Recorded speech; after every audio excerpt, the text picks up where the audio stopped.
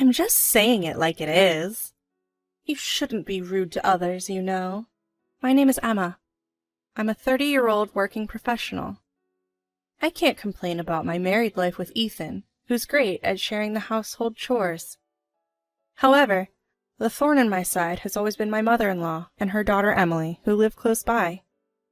My mother-in-law has been on her own since her husband, my father-in-law, passed away a few years ago, and now she and Emily live together. While mother-in-law works part-time, Emily has a full-time job. Emily is 37, single, and so similar to her mom in both looks and temperament that you might mistake one for the other from behind. Both of them are especially fond of my husband, who's the youngest and the only son in the family, so they're usually tough on me. From the moment we visited their home to announce our engagement, it was clear that neither mother-in-law nor Emily were my biggest fans. At that point, I was already hesitant about having to interact with them in the future, and was wondering if my love for Ethan would be enough to deal with it. However, I took the plunge into marriage because Ethan promised to always be there for me. Right after we got married, it became a weekly ritual to visit the in-laws where mother-in-law and Emily would ignore me as if I didn't exist, all the while acting as if they were enjoying a perfect, family-only gathering. After enduring this for about 3 months, I had reached my breaking point. One day, I grabbed Ethan's arm and dragged him to the front door, shooting a glare at mother-in-law and Emily, who were following us, shouting. We left their house, and once we were safely away, I broke down in tears and told Ethan how deeply their actions were affecting me. Ethan, bless his heart, hadn't even noticed the emotional bullying because he's such a laid-back and carefree person. His attempts to placate me without understanding the core issues only made me angrier, and I gave him the silent treatment for the rest of the day. The next evening, Ethan came home late from work and immediately bowed his head in apology. Apparently, after discussing last night's events with his coworkers, they were unanimous in their disapproval and gave him a bit of scolding during lunch.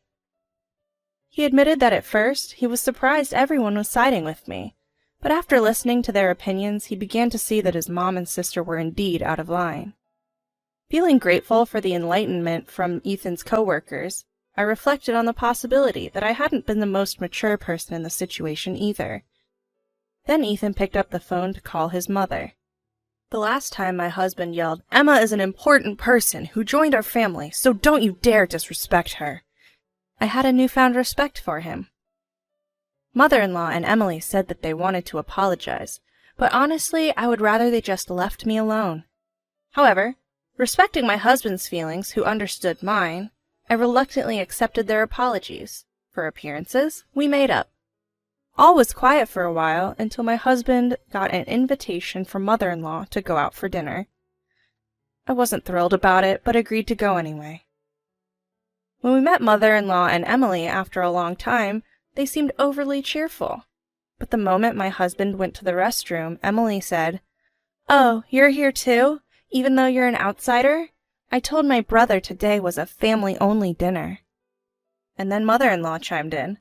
"Oh, really? An outsider is here? Well, what's done is done. Mom, if you say things like that, you'll get scolded by Ethan again. It sounds like we're harassing her. Emma, sorry. We just say what's on our mind. Don't mind us." Emily smirked, just like her mother. They were ignoring me like I was invisible just a short time ago. Now this? I've learned that people who claim to be frank are usually the opposite. Mother-in-law and Emily kept emphasizing the word outsider, clearly unhappy about being reprimanded by my husband. Ah, a change in tactics, I see. I quickly understood their intent. If they can't ignore me, they'll use their words to push me away. Whether they had a strategy meeting or were in sync, this mother-daughter duo was very much alike. On the dinner table, mother-in-law, Emily, and my husband had matching bowls and chopsticks, while I was given worn-out dishes and disposable chopsticks. "Sorry, we thought this was a family-only dinner, so we didn't prepare for outsiders," mother-in-law said, forcing a smile.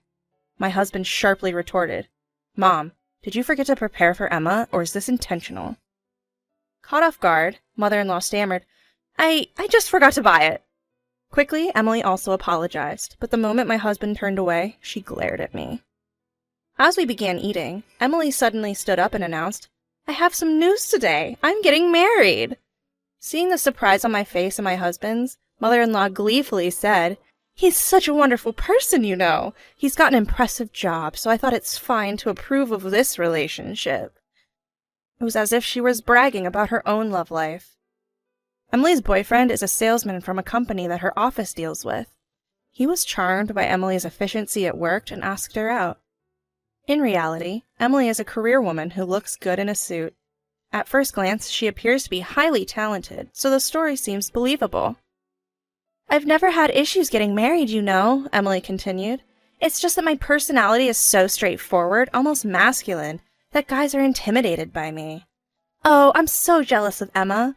Emma is, you know, the type guys want to protect. Like she can't live without a man. She just radiates that vibe. Ethan has always been weak for that type, so I'm really jealous. I don't have a manipulative bone in my body." Emily went on. "He's the type who can see the real me, you know? He thinks I'm cool. Right, Mom?" "Absolutely," mother-in-law chimed in. "And besides, he's not the type to tattle on my son with paranoid accusations, so I can relax. When you get married, I'll move in with you, of course."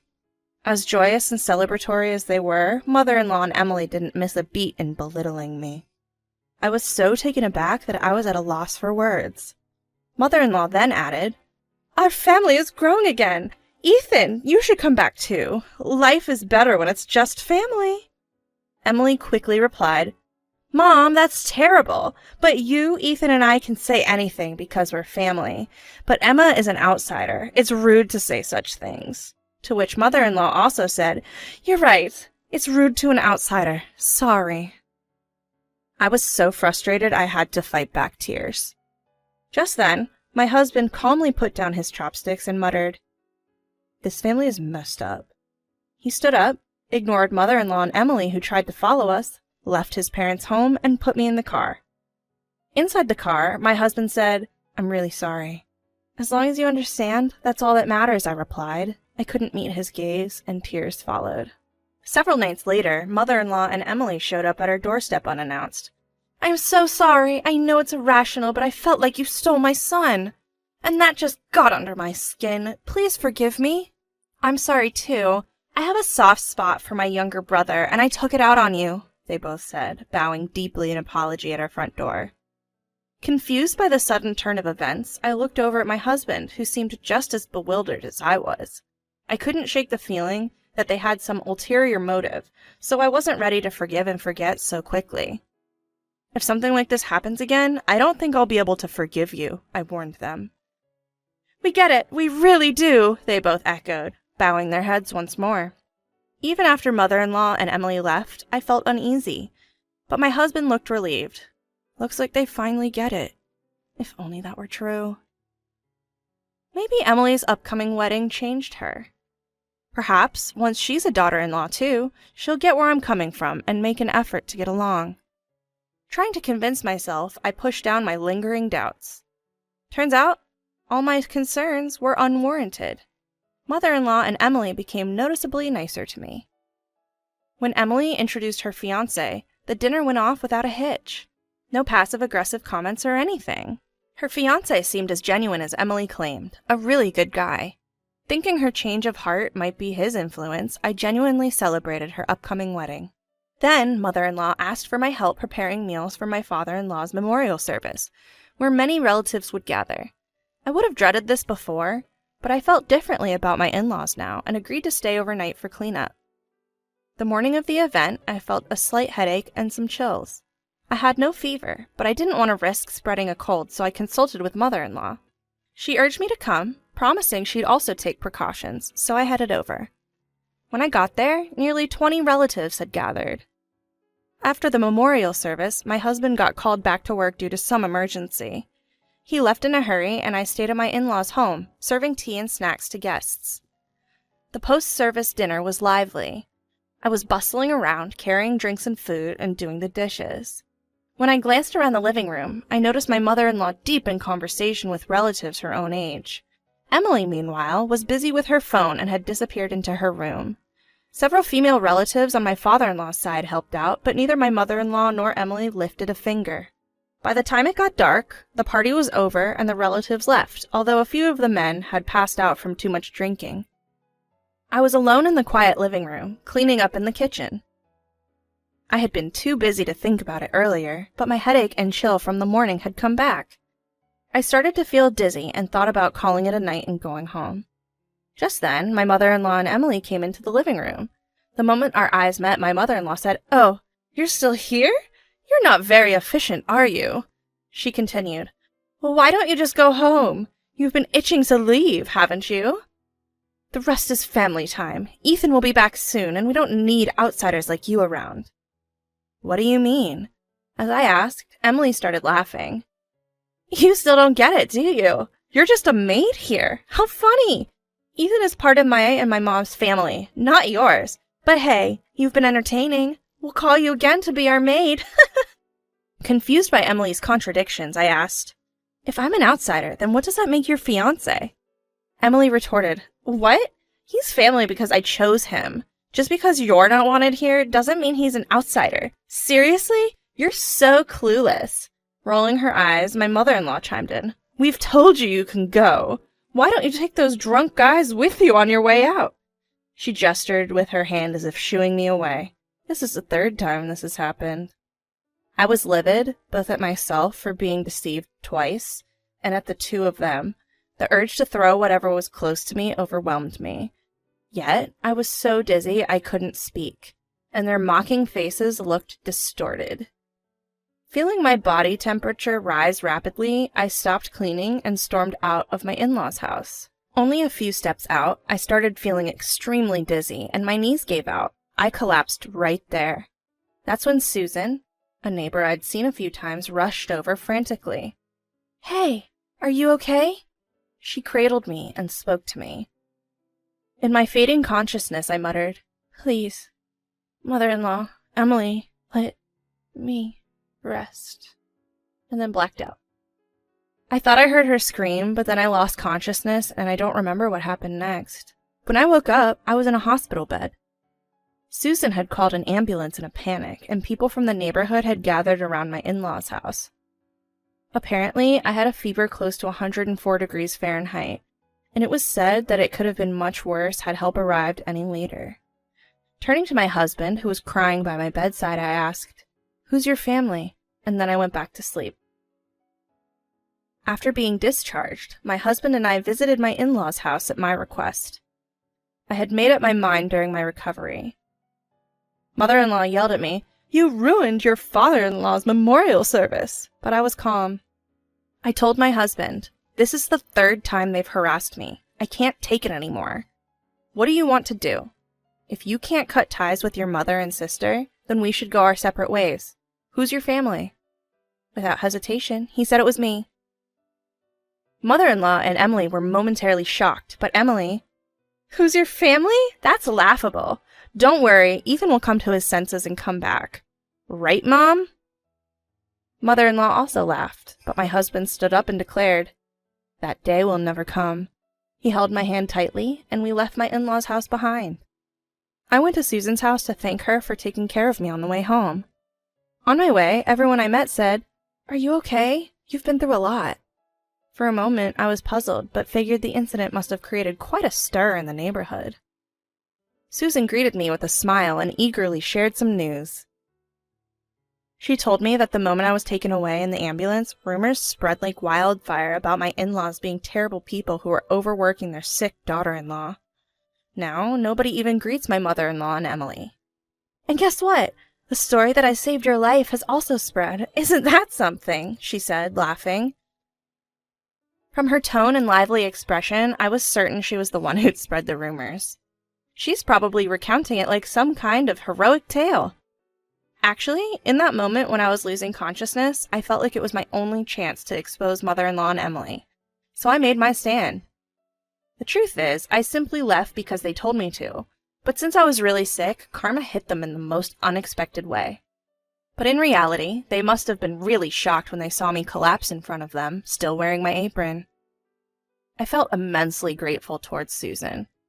Oddly enough, despite being ignored by the neighbors, mother-in-law and Emily seemed to act as if nothing had changed.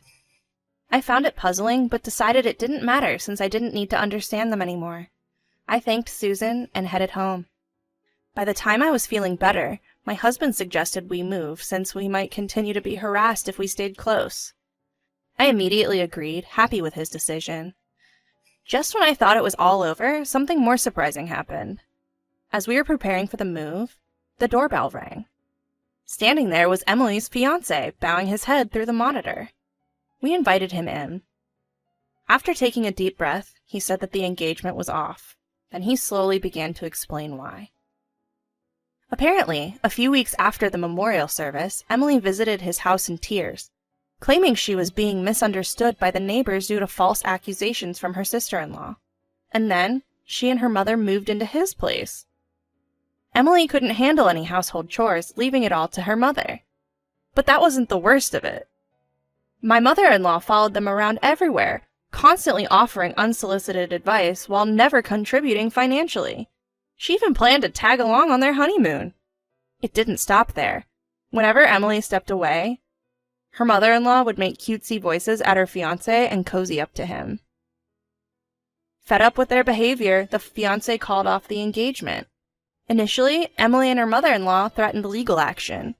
That's when the former fiancé of Emily's, David, stepped in. My parents did some digging, and it seems you've both been lying to me. If you're planning to sue, we will expose all your past behaviors in the appropriate setting. We will also talk to my brother and his wife, he said. Faced with this, Emily and her mother-in-law were at a loss for words. Hearing this story, I finally understood why they were so brazen that day. They probably thought getting married would absolve them of any of the local gossip. Emily had already quit her job, dreaming of a blissful married life. With the engagement off, she tried to get her job back. The company can't run without me, she often boasted, expecting a warm welcome. However, her return was flatly denied. This is what I heard from her coworkers, David continued. I had thought Emily was a high-achieving professional woman, but she was anything but. She made frequent mistakes and had no self-awareness, often blaming her colleagues. Pretending to be carefree, Emily often made insensitive remarks and was cruel to younger female staff behind their backs. When Emily showed up and asked for her job back, the victims spoke out one after another. A small Me Too movement erupted at the office, leading to Emily leaving the company in a fit of rage. After listening to the whole story, my husband said, "If your mother and sister are asking for compensation in the divorce case, I'll be happy to assist." But David immediately shook his head. No, I just came to say hello. I've heard you've been through a lot too. Glad you're doing better." We both deeply bowed our heads to David. Word around town is that mother-in-law and Emily are still living together in the same house, but apparently they're not getting along anymore. "Kicked out of the company, and you're still useless." "Trying to seduce my boyfriend, you old hag!" They're constantly yelling at each other, I hear. We'd finished our move and even changed our phone numbers, so we were relaxed, perhaps too much so. Suddenly, we heard that Emily showed up at my husband's office. It was during lunch break, so he took her to a nearby diner. Right as she sat down, she started complaining. "Moving without telling us? That's so unfair," and then began to badmouth me, mother-in-law, and her ex-fiancé. She even said, "I'm sick of that home. Let me move in with you." Of course, he immediately refused. Emily persisted. "Emma just doesn't get it. I'm pretty easygoing. We'll understand each other eventually." To which my husband responded, "My family consists of Emma. You're an outsider." As Emily began to retort, looking frustrated, my husband interrupted, "If you show up again, I'll call the police. Tell your mother as well," and quickly left to go back to work. I was so relieved that my husband stood firm against Emily that I hugged him from behind without thinking. It seems mother-in-law and Emily will continue to yell at each other while remaining inseparable bad buddies, and I quietly swore to myself to protect my own family.